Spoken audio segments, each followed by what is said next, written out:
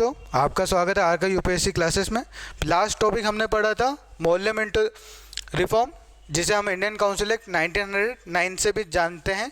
इसमें हमने देखा था कि सेपरेट इलेक्टोरेट का कंसेप्ट इंट्रोड्यूस किया गया था, जिसे कम्युनल रिप्रेजेंटेशन भी बोलते हैं। ठीक है, नेक्स्ट टॉपिक हमारा है गवर्नमेंट ऑफ इंडिया एक्ट, जिसे हम मॉन्टेक चैमफोर्ड रिफॉर्म भी बोलते हैं।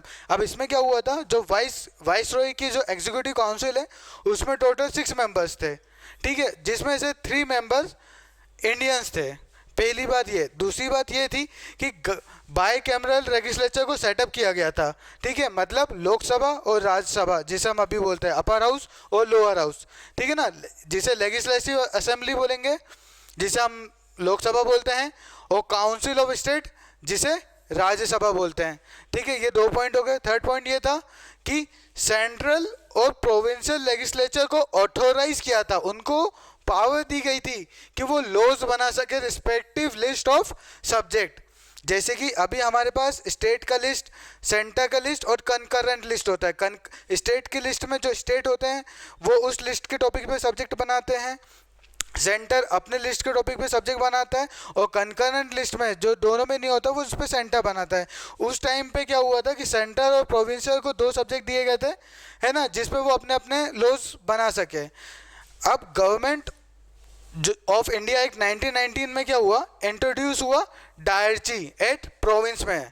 याद रखिए, डायरची इंट्रोड्यूस हुआ था प्रोविंस में, ना कि सेंट्रल में। ठीक है, तो क्या था ये, इसमें ये था 2 पार्ट में सब्जेक्ट को डिवाइड किया गया। पहला था ट्रांसफर सब्जेक्ट और दूसरा था रिजर्व्ड सब्जेक्ट। ठीक है, तो ट्रांसफर सब्जेक्ट क्या होता है, इसे एडमिनिस्ट्रेट किया गया किसके द्वारा, गवर्नर के द्वारा, विद हेड ऑफ मिनिस्टर, जो कि रिस्पॉन्सिबल होंगे लेजिस्लेटिव काउंसिल के। मतलब मिनिस्टर्स कुछ भी डिसीजंस लेते हैं स्टेट के लिए, तो उन्हें लेजिस्लेटिव काउंसिल में जवाब देना पड़ेगा। फॉर एग्जांपल, जैसे कि हमारे काउंसिल ऑफ मिनिस्टर किसके लिए रिस्पॉन्सिबल होते हैं, हमारे पार्लियामेंट के लिए, है ना। उन्हें लोकसभा में अपना जवाब देना पड़ता है कि आपने ये स्टेप क्यों उठाया। उसी प्रकार ट्रांसफर सब्जेक्ट में ये था कि governor with head of minister, उनको जवाब देना पड़ता था कहाँ, लेजिस्लेटिव काउंसिल में। सेकंड है अपना रिजर्व सब्जेक्ट। रिजर्व सब्जेक्ट वो जिस पे पूरी ऑटोनॉमी रहती थी कि ये सब्जेक्ट पे हम ही लॉज बना सकते हैं। ठीक है, अदर हैंड जो एडमिनिस्ट्रेट किया गया था किसके द्वारा, गवर्नर और उसकी एग्जीक्यूटिव काउंसिल के द्वारा, without responsible to legislative council. मतलब वो कोई भी लॉज और पॉलिसी बना सकते हैं और वो उस लेजिस्लेटिव काउंसिल के लिए रिस्पॉन्सिबल नहीं होंगे। ठीक है, इसने क्या किया, जो 1919 का जो गवर्नमेंट ऑफ इंडिया एक्ट है, इसने इस्टेब्लिश किया, क्या इस्टेब्लिशमेंट किया, पब्लिक सर्विस कमीशंस। ठीक है, इसने एक पब्लिक सर्विस कमीशन को इस्टेब्लिश किया।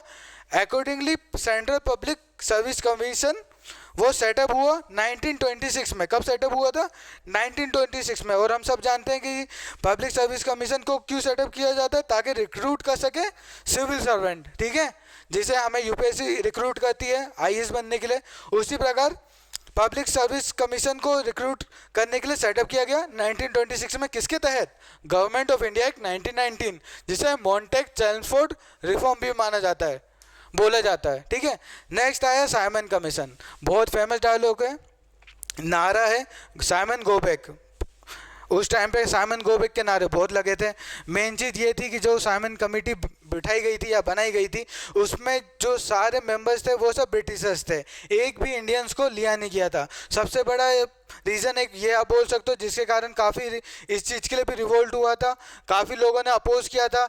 मुस्लिम लीग ने भी अपोज किया, इंडियन नेशनल कांग्रेस ने भी अपोज किया था साइमन कमीशन को। ठीक है, साइमन कमीशन ने क्या करा, रिजेक्ट कर दिया parliamentary responsibility at the centre. मतलब उसने ये बोला कि सेंटर में जो पार्लियामेंट है उसकी कोई रिस्पॉन्सिबिलिटी नहीं होगी इंडियन के लिए, इंडिया के लिए। ठीक है, सेकेंड चीज क्या हुआ, उसने establishment of representative government in province. मतलब हर प्रोविंस में उसने एक सरकार को एस्टेब्लिश करने का कहा गया कि हर प्रोविंस में अपनी अपनी खुद की सरकारें होगी। साइमन कमीशन की रिपोर्ट्स थी ये।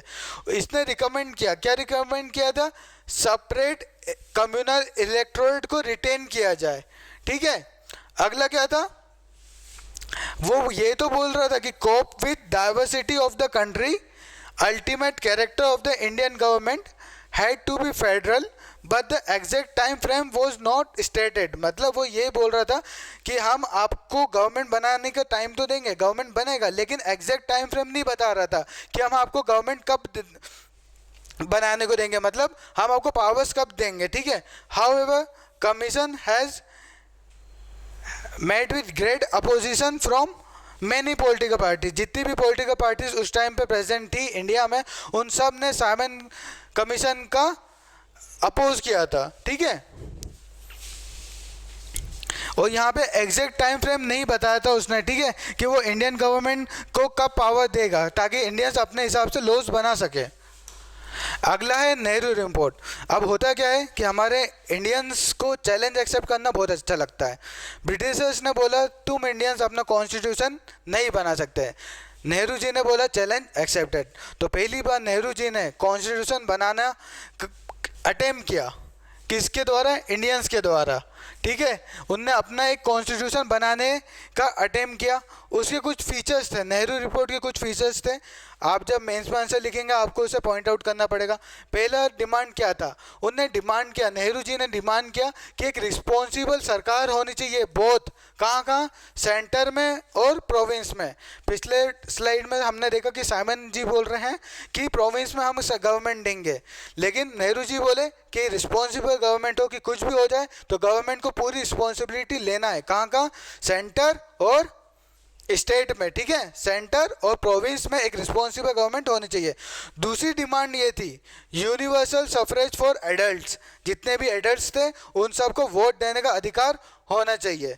तीसरा क्या था, उन्हें सपोर्ट किया idea of dominion status for India.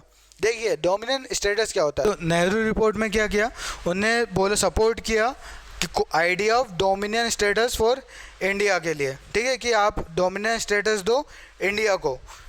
Dominant status of India में ये हो जाता कि जो फॉरेन अफेयर्स और मिलिट्री अफेयर्स ब्रिटिश सर संभालते हैं और बाकी जो इंडियन गवर्नमेंट की जितनी रिस्पॉन्सिबिलिटी है वो इंडियन संभालते हैं, ठीक है। इसलिए डोमिनेंट स्टेटस की मांग की गई नेहरू रिपोर्ट में।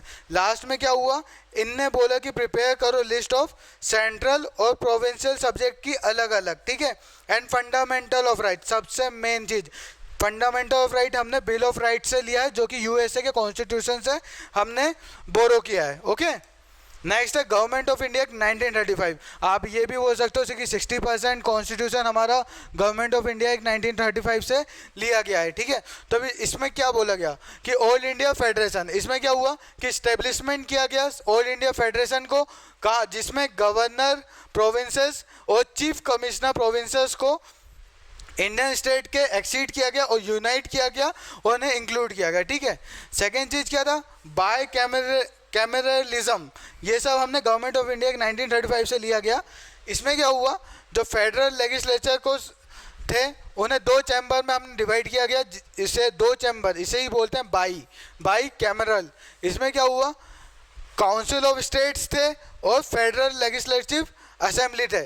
जो काउंसिल ऑफ स्टेट थी वो क्या थी, परमानेंट बॉडी, ठीक है। फॉर जैसे कि हमारी इधर राज्यसभा परमानेंट बॉडी है, वो डिसॉल्व नहीं होती, लेकिन लोकसभा डिसॉल्व होती है, ठीक है। तो उस टाइम पे जो अपना काउंसिल ऑफ स्टेट्स थे वो परमानेंट बॉडी थी, ठीक है। गवर्नमेंट ऑफ इंडिया 1935 में सबसे अच्छी चीज़ ये थी कि यहाँ पे रिस्पॉन्सिबल गवर्नमेंट लाया गया, मतलब गवर्नमेंट ने बोला कि हम अपनी एक्ट्स के लिए, हम पॉलिसीज़ के लिए रिस्पॉन्सिबल खुद होंगे। गवर्नमेंट ने पूरी पावर अपने हाथ में ली, ठीक है। इसने इंट्रोड्यूस किया क्या, रिस्पॉन्सिबल गवर्नमेंट इन प्रोविंसेस में इसने अपनी गवर्नमेंट को इस्टेब्लिश किया, ठीक है। और जो गवर्नर थे उन्हें जब required to act with advice of minister responsible to the provincial legislature, मतलब जो हमारे मिनिस्टर थे उनकी एड एंड एडवाइस जरूरी थी गवर्नर को कुछ भी लॉज और पॉलिसीज़ बनाने के लिए, ठीक है। वो जैसे कि हमारे प्रेसिडेंट को कुछ भी अगर डिसीजन पास करना है तो उसमें काउंसिल ऑफ मिनिस्टर की एड एंड एडवाइस लेना मैंडेटरी होती है। जब अगर काउंसिल ऑफ मिनिस्टर जो बोले वो प्रेसिडेंट को करना ही पड़ता है, ठीक है। अगला था ये जो एक्ट था, इसने क्या प्रोवाइड किया, फेडरल कोर्ट, ठीक है, जिसे इस्टेब्लिश किया गया 1937 में।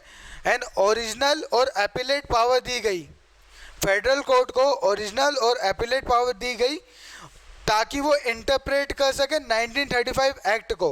1935 एक्ट एक खुद ही के अंदर एक मिनी कॉन्स्टिट्यूशन आप बोल सकते हो, उसे इंटरप्रेट करने की पावर किसको दी गई? फेडरल कोर्ट को, ठीक है।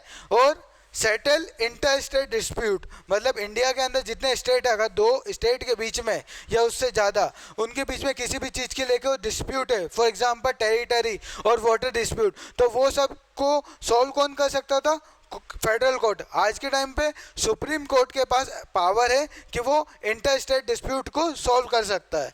सेकंड थिंग, इसमें प्रोवाइड किया गया establishment of federal public service commission, ठीक है। फेडरल पब्लिक सर्विस कमीशन को स्टैब्लिश किया गया, प्रोविंशियल पब्लिक सर्विस कमीशन और joint public service commission for 2 और मोर प्रोविंस। मतलब पब्लिक सर्विस कमीशन में ये होता है कि सिविल सर्वेंट रिक्रूट होते हैं, जॉइंट पब्लिक सर्विस कमीशन में ये होता है कि दो स्टेट आपस में मिलकर एक एग्ज़ाम कंडक्ट करवाएंगे और उसी एग्ज़ाम के थ्रू जो सिविल सर्वेंट होंगे वो दोनों स्टेट में जाके सर्व करेंगे, ठीक है। और चाहे तो कोई भी स्टेट अपना खुद का एक civil public service exam conduct करवा सकता है, ठीक है।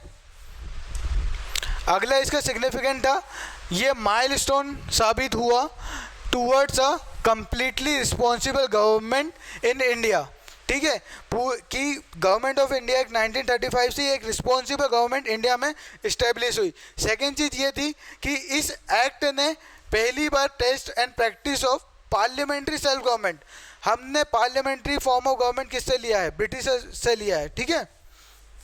अब क्या होता है, इसने इस्टेब्लिश किया गुड पार्लियामेंट्री कन्वेंशन। हमारे पास parliamentary form of government India में चलती है, प्रेसिडेंशियल फॉर्म ऑफ गवर्नमेंट हमने अडॉप्ट नहीं किया गया था, ठीक है। मतलब पार्लियामेंट के पास पावर्स है कि सारे लॉज बनाने का, है ना, और सारी पॉलिसीज बनाने का, ठीक है। It was an endeavour to give India, इसी के कारण इंडिया को एक रिटन कॉन्स्टिट्यूशन मिला, ठीक है, रिटन कॉन्स्टिट्यूशन मिला इंडिया को, okay, even though Indians were not involve in this creation.